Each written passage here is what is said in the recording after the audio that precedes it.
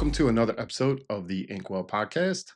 I'm your host, Todd Rayner, and I have a really cool writer I'm about to introduce. His name is Aaron, and let's get him in here. Welcome, Aaron. Thanks for being on the show. Hey, thanks for having me. Yeah, so the way I do this podcast, we got a few questions just to tell your story, let all the fans out there know your background a little bit, where you came from, what you do, things like that. So we'll just get right into it here. What really inspired you to really write, your own indie comics? I came into comics in a very kind of backwards way. I don't have any mainstream comics. I don't have any Hmm. Marvel, DC, anything like that.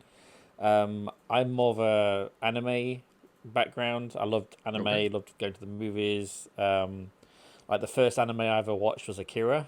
Loved it, and fantastic been film. basically hooked ever since. Yeah, Yeah, and I used to go with friends to the cinema, and they get really annoyed with me complaining about, oh, I wouldn't have done this. I would have done this hmm. differently. So basically, they said, well, go, shut up and write one. So Yeah. I did, and I wrote an Enra as a TV series, um, Okay. and I did. I got with an agency. It didn't really get much traction, being Mister Nobody. Hmm. But the one of the agents actually said it would make a kick-ass graphic novel. So luckily, they had a few artists. One of them was Ezekiel, and we hit it off really well. He drew the first issue. It took so long because he actually drew it off a TV script. Um, Wow. I've streamlined it now, so no more TV scripts. Yeah. And then yeah, he's pretty much my longest working relationship. He does all the NNRA. We're launching hopefully issue 8 next year. He Hmm. also does the Blood and Fire, Ice and Bones series. So it's his amazing, and Yeah. from that series, I kind of went from I dabble, kind of launched other series as well. Hmm. Hmm. I've been very lucky, really. So that's kind Yeah. of how I got into comics. That's interesting, almost like a critic into writing comics, going from screenplay to comics. And you mentioned Yeah. screenplays; those are pretty different. They're not as kind of, I don't know. They're just different than a comic script, Um, And I I think actually the way I do it, how I mhm, visualize it, is very similar. The format is okay, very different, yes, right, yeah, that's what but I mean. because Yeah. you're visualizing what the camera sees, and Hmm. kind of what you think the director's gonna do. Where the comic, you're visualizing what the artist is gonna draw and Hmm. what the reader sees. So it's very similar in the way I go about it and write treatments, how I write the script. Hmm. It's just really the format of how it's all laid out for the artist or like Yeah. the producers and director. Hmm. That's interesting because I'm a huge film buff guy. I love film, and it's really influenced how I write comics. Because I will do like medium shot, long shot, do these establishing shots in my Yeah, comic script versus like a screenplay. You're going into way more detail. Because you're setting it up for other people to kind of have that vision that you have, right? Is yeah. there, seeing as you kind of came in like almost like a backwards way, is there any formal education in writing, or you just kind of dove right in? Dove right in. I I did like I said, I did the TV scripts first. Hmm. I submitted it to competitions and stuff like that, Yeah. and then like when I decided to transfer it to the comics, I Mhm. basically just Googled like comic format, Yeah. comic scripts or formats. But the thing is that every writer does it differently. Yes. You'll get 10 different writers on a Yeah. podcast or something, and I bet you every single one does it Yep. either slightly different or very differently. Yeah. And even different companies do it different. Studios do it different. So there's like a Marvel way Yeah, of writing, a DC way of writing.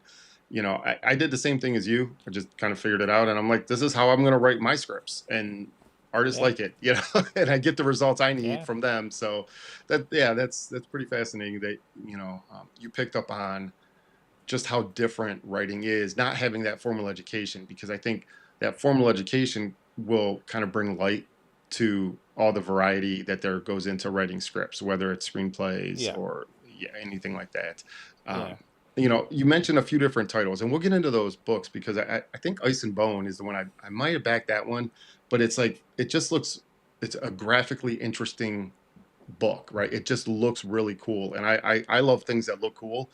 So I'm always intrigued by if you catch me with the visuals as an artist, then I'm hooked, right? And I would say with all the different books, like how do you stay motivated to keep going? Is it just fan support? Is it something else? I just can't stop. Literally can't stop. We were on a vacation. We just flew in, landed. We were on the tram to the hired car, the rental, Hmm. and I was like, I was taking a picture of a random building, and my wife was like, "What are you doing?" It's like, well, if zombies like come out that building there and like fall down, they'd fall onto the track and like cause a. It's like, oh my god, will you just stop? Yeah, and I've mentioned that. It's funny, you bring like a real life influence or a real life idea. You see something and you can visualize it Yeah, into a script or a book. I've talked with a lot of creators, and we all kind of see that. Like our everyday lives are, whether it's a reference or it's an influence for an idea or a story. And it's fascinating that you are also one of those people that you see yeah, something and you're like, no, I can put this in a book and it would be really fun. And yeah. then I mean, it helps the artist as well. So if there's like an image, hmm I can get online, or I can take a picture of and hmm like put it in the script. I do to help the artist. yeah. Like I've got a scene for like a future episode of Enenra that I want to use a specific terminal in hmm Nashville Airport.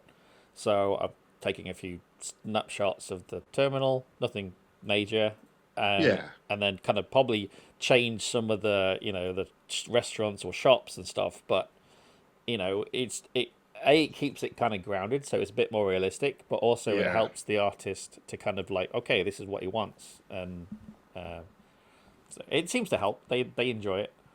Yeah, references are huge. I mean, we as Yeah, writers have that idea, that vision, in our like an actual picture of like what we think this should look like, or a place that we've seen. And yeah. so it's good if we can send those references. It really does help bring that story to life. And with that, you mentioned like film. What are some of your biggest influences, whether it be comics, films, anything, Oh, people, things? I mean yeah, I mean the first horror film I ever watched was Alien. I Yes. remember because Fantastic. because the funny thing is though, they were in my parents' house. I used to have a curfew, go to bed, blah blah, Hmm. and I Same. used to leave the door cracked open so I could Yeah. sit on the stairs and watch the TV. So yeah, I did that a few times before they caught me. Yeah. But yeah, it's I love horror. I've even Hmm. written a treatment for a Aliens TV series. So Oh, I've got nice. the outline for 2 seasons with more, in my head. Hmm. So if Disney or Fox want to knock on my door, Yeah. I'll do it for I free. I'll do it for free. Hopefully it's better than Alien Earth. I have my ups and downs with Alien Earth. I thought visually it some of was really some good. of it was good. Yeah, I mean visually it was great. Like you Yeah. said, the little octopus eyeball, Hmm. fantastic. Yeah. Loved it. Favorite thing. Oh yeah, it was fantastic. But it was kind of the I kept forgetting those characters were kids, and like when Hmm. they were doing something stupid, I was like, no, they're like 9 years old, and it's very Hmm. hard to to swap between an adult body and a kid Yeah. inside. And kids do stupid shit. They do all They day. do. They are so idiot. Like, why are you eating dirt? It's like, I don't know. Yeah. Felt like it. Right. Okay. Maybe it gets you sick. I don't know. But and Yeah. that's the thing. Like there's just visually it's good, sound was good, but I almost sometimes forgot that it's also an alien show because it didn't always have that element. And you bring in it was almost like mediocre writing. In my opinion, like I'm a Yeah. huge Alien fan of the franchise, and it has definitely its ups and downs. But the first film is fantastic. Second film is really fun. kind of goes downhill from And there. then it goes, But yeah. yeah, real quick. But That's also interesting. they're changing a lot of law because in Yeah, this, aliens, they said they didn't know anything about the alien. They had nothing on records about this species. yeah. It was written down, unless obviously if it's a big corporation, they have divisions that don't talk to each other. Hmm. But you think, I don't know. It was just very weird It that was. unless they kind of explain that. I mean, that maybe they're just not kind of owning up to it because it's Hmm. a official investigation into the crash. So they don't want the what the equivalent of the FAA knowing about it. It just I don't know. They seem to be kind of trapping themselves a lot with these prequels. Hmm. Um, And there's plot I holes. don't know. Like I just felt like Yeah. things that you could take literally 30 seconds to a minute, write a line of dialogue, and it literally fills that hole, and then you can move on, right? And you don't have to worry Mm. about that wasn't explained or that wasn't said or that that is taken care of. That's really it's kind of fun. I mean, I've talked with a few people about that show. I definitely have my opinions, but again, it was a good looking show. It just lacked in the screenwriting a little bit. What do you find is your biggest challenges as an indie creator? Marketing, Okay. getting, yeah, getting the people interested in, or Mm, even just like looking at it, and so they're like, oh, that looks interesting. I'll yeah. see more and maybe back it or something. It's because it gets lost. There's so many Kickstarters, especially out there. So many comics. I mean, I'm always very thankful for the backers who Hmm. they use their hard-earned cash to help me fund my comics. And Yeah. making a comic is not cheap. It No. is always No. more. Is every year it's more expensive. Yeah. So either I have to suck in the cost or up my goals every year. Right. And when I'm like my last couple Kickstarters only Hmm. just funded, Yeah. it's it's like, well, God, if I'm gonna have to up it like $250 next year or whatever, because I might the not. artist is more expensive or the letter Right. is more expensive. It's like, do Printing. I? It's yeah, printing, Yeah. shipping. I Yeah. mean, shipping is a nightmare. It really Yeah. is. It's up and down. My shipping to Canada went from like $15 to 47 because of strikes. So luckily, the guy says, "Yeah, just wait for the strikes to end." It's like, oh, thank God. Oh, oh wow. Yeah, international shipping is always a challenge for indie creators running Kickstarters. And marketing is definitely Yeah, something I hear that's a common theme. It's either financing or marketing, which they do kind of go hand in hand in a way. There is yeah, financing involved in marketing. There can be. And then with all the yeah, social media, it's like we're sharing our passion, we're sharing what we do. And then we have the platforms that kind of suppress it a little bit. So we're always fighting that in a way, back and forth. yeah. Because you can spend $200 on a ad on Facebook, Yeah, and no one sees it because yeah, someone else has paid $50,000 yeah. on the same There's no day, ROI, and and he's it's hard to taking up. know. Yeah, yeah. It's impossible. I mean, I've done a few ads on Facebook. I kind of don't do it anymore because it's just Yeah, a waste of money. Um, yeah, the same with Instagram. You could do that. Is hmm, because it's the same company. You could yeah, spend a grand and not get anything back. So, yeah. and obviously you don't know if anyone's going to see it or going to be willing backers. So you could Right. spend 20 grand on an ad, get 100,000 followers. Doesn't mean any of them are going to be backers.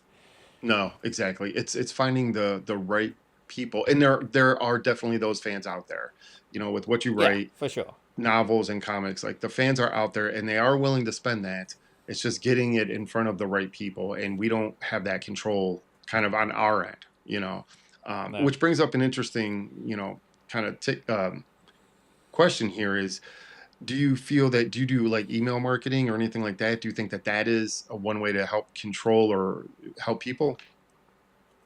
I do only through the backers of my Okay. like Kickstarters and stuff. Like I Yeah. do a email list of Hmm. so usually they'll get now because I've set it up. You can get I'll with the secret rewards in Kickstarter. Hmm. I can do like discounted rewards. So that's what I'm Okay. trying with Pillars, Pillars of Hmm. Creation. So if you sign up for my newsletter, you'll get discounted rewards. But then I think one of the best ways for as an indie creator to get the word out is offering your book or PDF as a Hmm. freebie to other creators. So then they Hmm. use that to give to their backers, Hmm. and it spreads the word, and gives it gives back to the backers, but Right. also gives it helps you spread word of your Kickstarter because they might have 100, 200 backers on theirs, Hmm. and if they're wanting something a bit more action packed or horror based, then Hmm. they can say, oh, that's pretty cool. I'll see when he's doing his next Kickstarter, and that's, I think, is my primary way of kind of Hmm. getting more backers, is to kind of spread the word that way.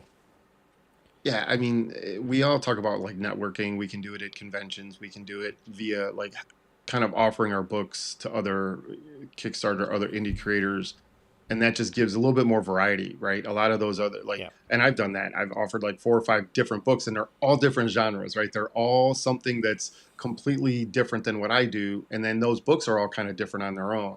So it gives the reader, the backers, a little bit more variety than just one thing that they're backing. Um, do you feel that having, because we talked about a couple different titles here, and we'll get to those in just a sec, but do you feel that having multiple titles has kind of hurt, like, does it cannibalize like the other titles if you have like you have like 3 or 4 different titles that you're working on throughout the year? I don't think it hinders my series. I think it actually helps because Okay. when more backers come, say for Pillars, and they like the writing, like my style, they might be they might look at other things when I launch them. Um, I mean, because they're so different as well. Hmm. Like I have an apocalyptic, I have a supernatural, I have a samurai, and now I have a science fiction. So Okay. Yeah. they are slightly different. So not everyone from all the groups come over, but Right. I'd say 10-15% from the other series kind of at least take a look at it. Maybe they'll get the PDF version or something like that, Hmm. so they don't get the hardcover. But yeah, I think it does help, especially with the variety. I think is the main thing. If you've got the same, like a one series and then another series, almost like a carbon copy, just color Hmm. different, then you know, unless they're What's the like a difference? hardcore fan, yeah, Yeah. what's the difference? So I think that's like a harder sell for myself. Okay. But yeah, I do think it helps me anyway. I hope. Yeah. Well, let's take a look at what we have. We have Ice and Bone here first, and this was one. It funded, and it looks like you still have late pledges available. So hey, anybody Yep. that hasn't checked it out, go check it out. But yeah, Yeah, this please do. one just looked fantastic. I like I said, the art itself it has a lot of it just looks like a graphic novel. It just has that feel to it, in my opinion. I mean, it looks really cool. Thank you. But yeah, tell everybody what it is. Yeah, Ice and Bone is the sequel series to Blood and Fire. So you can actually download the first issue for free on the main page. It is a samurai action horror. Follows Nakaki, who is a very honorable samurai. He follows his master, and they are betrayed, and he basically cuts his way to revenge, with Love some it. supernatural elements thrown in for shits and giggles. Yeah, I, I'm a huge fan of revenge stories. I think it sounds very simple, but there's so many different avenues that one could take with a revenge story. And like I Yeah, said, the artwork is it's got this like gritty just look to it. It looks fantastic. And I like the yeah. spot coloring. I know Ezekiel's he's good. yeah. He's Ezekiel is an amazing artist. I am so thankful I found him. Because we started with an Enra, he came over to Hmm. this. It started off with his an Instagram post. He posted Okay. the samurai on his Instagram, and I commented, "Kick ass." He'd Hmm. actually be pretty cool as a character in a story." And he goes, "Well, write one." So I did. N- Nice. uh, So you yeah. wrote the So story because of his artwork. yeah, yeah, pretty Yeah, much. Um, that, that's and amazing. Blood and Fire actually wrote itself. It's one of the Hmm. quickest series I've ever written, because it was supposed to be a standalone, 3 issues done. Okay. Um, but I kept coming back because I wanted to put muskets in it. I love the muskets, like with Shogun and like Last Hmm. Samurai. Yeah. That kind Hmm. of it's gritty. It's and I could never fit it into the storyline without Okay. changing a lot of things. So I kind of mulled it over in my head, and I wanted to tell some more backstory of like why it happened. Hmm. So we introduced a few new characters in Ice and Bone. It's a bit more supernatural, Hmm. especially in the new issue 3 and 4. So, and issue 4 is going to be the biggest. It's currently about 44 pages. So that's Nice. hopefully launching in next year to finish the series off. Okay, so it's only going to be like a 4 issue miniseries.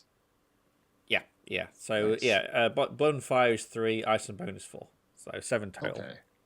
Nice. Nice. And then, so if you kind of read Blood and Fire, it goes right into Ice and Bone, or is there any kind of separation there?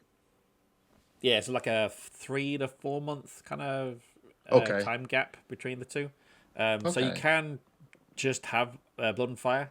Like I said, Mm-hmm. it's a self-contained storyline. Mm-hmm. But then Ice and Bone does kind of branch and tell, explains what happened, why it happened, and Mm-hmm. gives more kind of say action and gore as well. Yeah, nothing wrong with that. I mean, it's samurais, right? There's definitely Oh room yeah, for a lot of gore. And then oh these yeah. were There's a all lot some of of the other, decapitating. yeah, every person gets decapitated, no matter what. Um, and these were the free comic bundles that were part of this campaign. Yes. Yep. So as the late pledges is still active, so are these. Hmm. So any extra backers will unlock the rest of them. So yeah, they're all available. And as soon as Okay. you are back, I'll send the. Yeah. I'll probably wait now and send all of them once Hmm. the late pledge is finished. Hmm. Um, so yeah, fingers crossed. Get some more unlocked. And you're basing it off like how many people pledge, right? So like 10, Yeah, 50, 100, some. Yeah, nice. That's a creative yeah, way to do it. I haven't seen that before. Seen a lot of different. I mean, with Kickstarter, we can set it up many different ways and offer. I mean, it's pretty much the sky's the imagination, right? Or we can just there's no limit on really what we can do. Thankfully, Kickstarter yeah, has started to listen to some of the fan input and add some of these cool features that we like. Uh, and then yeah. like No, definitely. add-ons. Add-ins are another Yeah, the important thing that oh yeah, yeah. yeah, sorry. I've got quite a few. I've got even more on the pillars that I'm bringing up. So yeah, watch the Nice. space with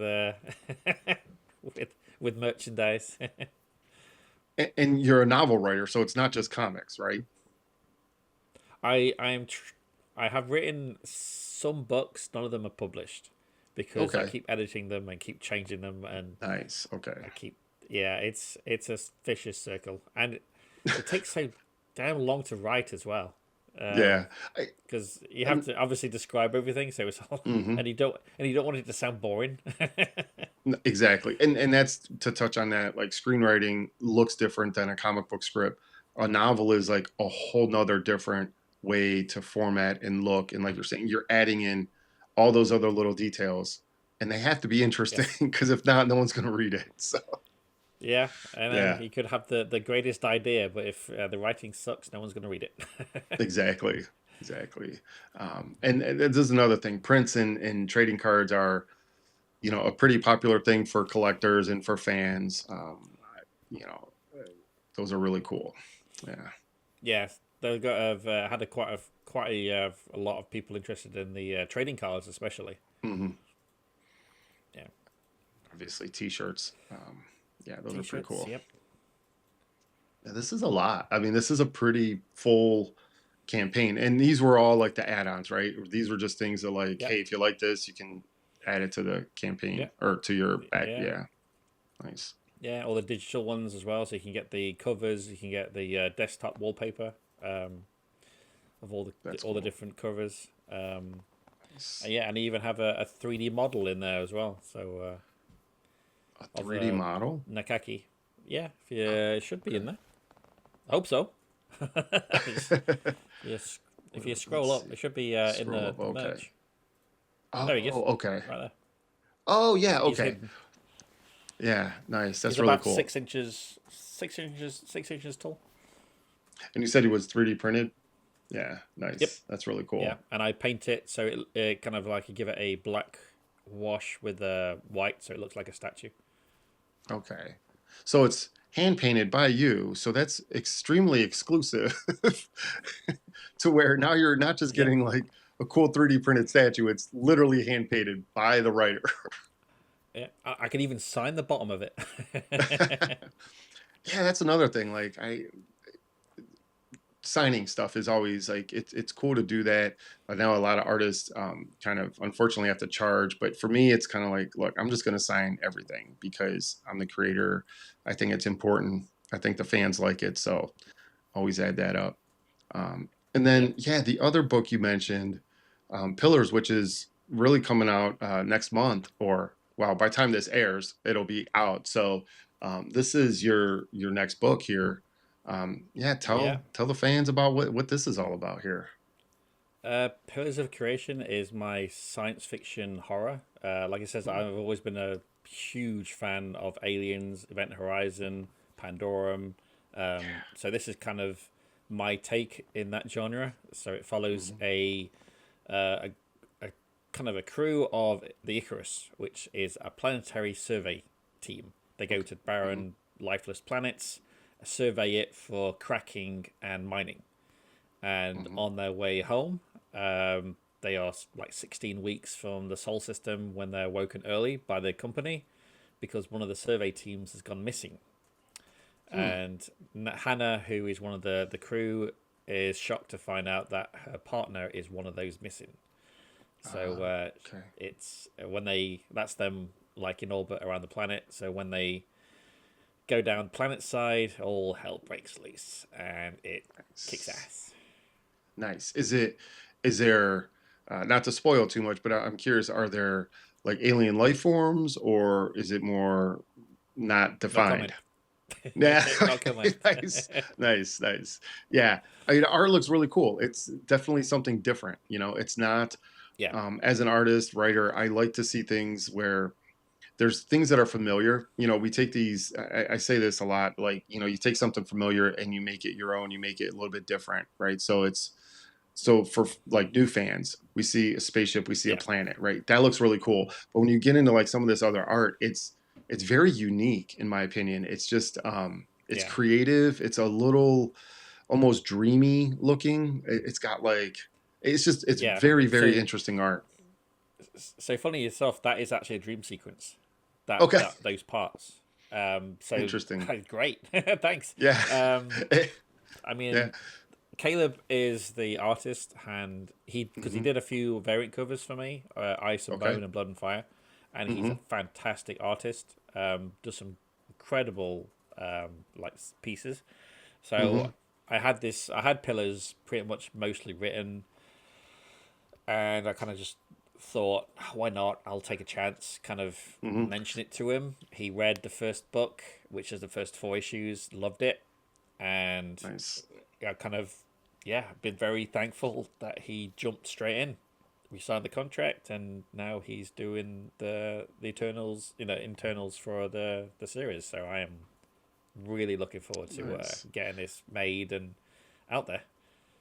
Nice. You mentioned Caleb did some variant covers, and then now Hmm. he's kind of like doing the interiors.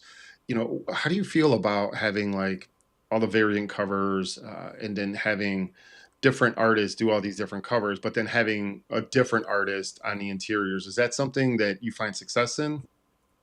Yeah, Yeah, yeah, Yeah. especially Kickstarter because like backers want something unique. So the like with this series, I'm actually doing wraparounds. Okay. Every cover is a wraparound.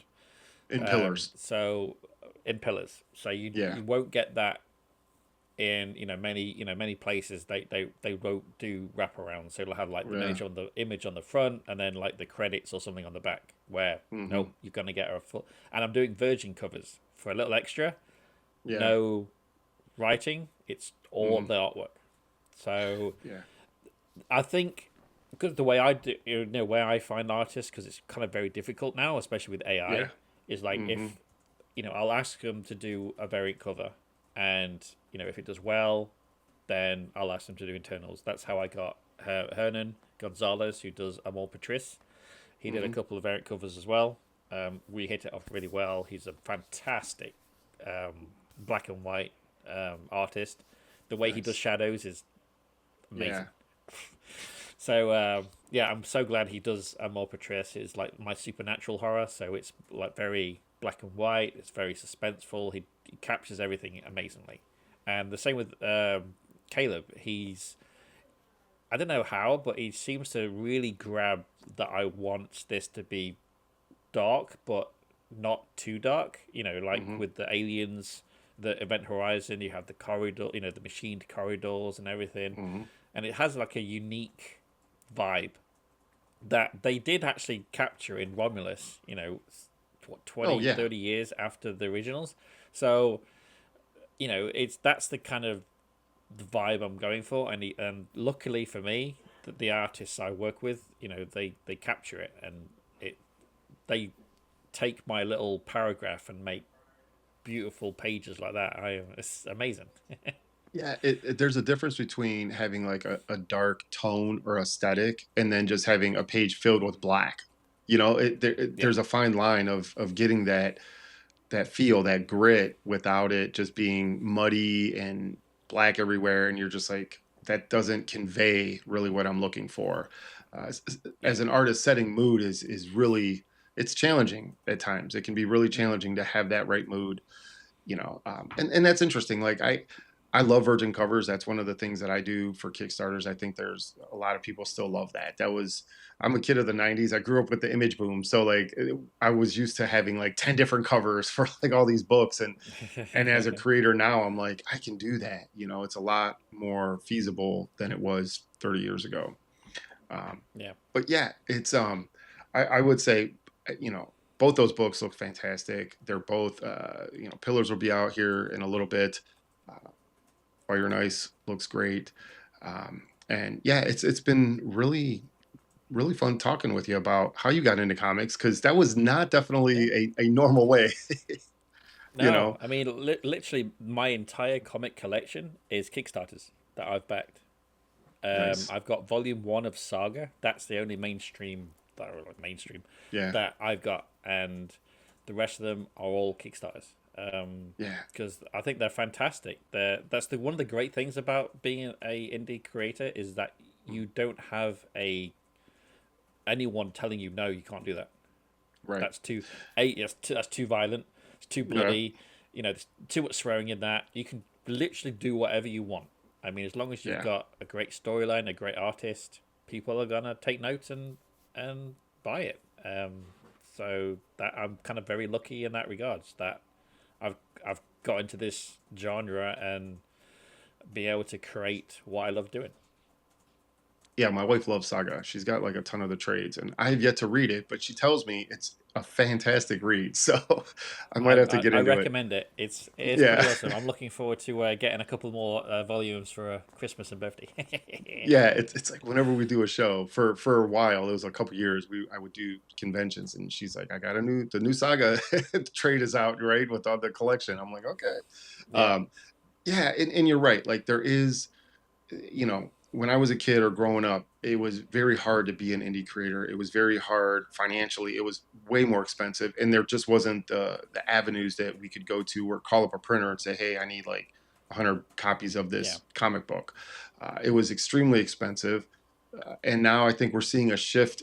Wow, there's been a shift going on for years where we can like use Kickstarter to help fund these books to tell good stories, I'm also someone that believes that I think the indie scene has better storytelling than some of the mainstream stuff, and Yeah. Hollywood is very reluctant to tap into some of the indie stuff because it's not as well known. But I think the Mm. stories are as good or better. I mean, that's just it's kind of how I feel about it. But yeah, Yeah. I it's think it's been a only a lot matter of. of time.